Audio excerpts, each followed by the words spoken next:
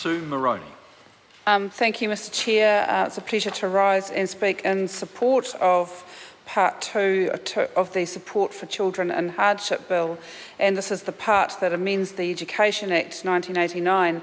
And as the previous speaker said, it is an attempt to bring into line to make sure that the same payment exists for people whether they are in full-time study or whether they are in receipt of the unemployment benefit, or in fact whatever we call this thing these days. I think it's job seeker support.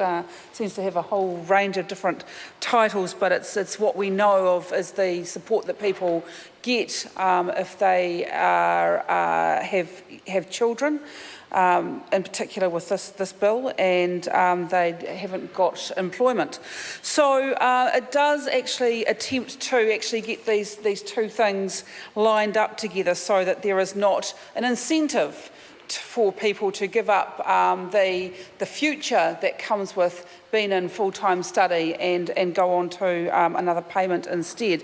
However, I do have to agree with the contribution made by Jacinda Ardern previously that it does actually show a very miserly approach from the government to this particular part, because let's remember that the people who are going to be in receipt of this payment that is described in Part 2, that they are people in the most dire hardship. These are families in the most dire hardship. So the reality is that the $25 a week is not actually going to lift them out of poverty, because they are so far below the poverty line that they're not going to be lifted to being even close to getting out of poverty. So let's just remember it in that context, and then let's apply Part 2 to that, because what effectively it's saying is that people will get a CPI adjustment to their student allowance before the $25 is applied to it. And I just want to quantify that a little, and the Minister will have the actual figures, so I'd ask you to share that with the House. But what is the impact of putting $25 on to the base rate first before the CPI is adjusted? Well, at the moment, I believe CPI is running at something like about 0.4%. It's certainly below 1%. So on the 1st of April next year, will we expect it to be running at a great deal higher? Well, we can't look into that particular crystal ball and know, but let's imagine that it does creep up to, say, around 1% CPI. 1% of $25 is 25 cents.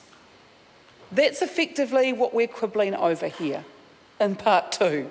We're taking this debate up, quibbling over the people in the most dire need, perhaps getting 25 cents or less more than if Part 2 wasn't there at all. Because if Part 2 wasn't here, the impact would be that the $25 would be applied to the student allowance first before the 1st of April CPI adjustment was made. And I just want members opposite to reflect on that. We're quibbling about less than 25 cents. And it doesn't seem to me that that would be an awful lot to ask. But instead, I would hate to think how much time we spent on the officials getting the wording right to avoid that additional 25 cents payment. Because it is going to happen once and once only, and that is on the 1st of April next year. We've already addressed that in the previous part when it comes to what is it called? Is it called the supported living allowance? No, what is it called?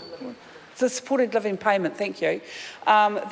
That we've already done exactly the same measure for that, and now in Part 2 we're applying it to the Education Act with regard to the student allowance. But in both of those instances we are talking about a tiny amount of money, and probably an awful lot of energy and time. It'd be interesting to know the costings of how much time officials spent on coming up with this drafting to avoid that small amount of money. So, Mr Chair, I am speaking in support of the bill generally. I don't see that Part 2 actually adds much value.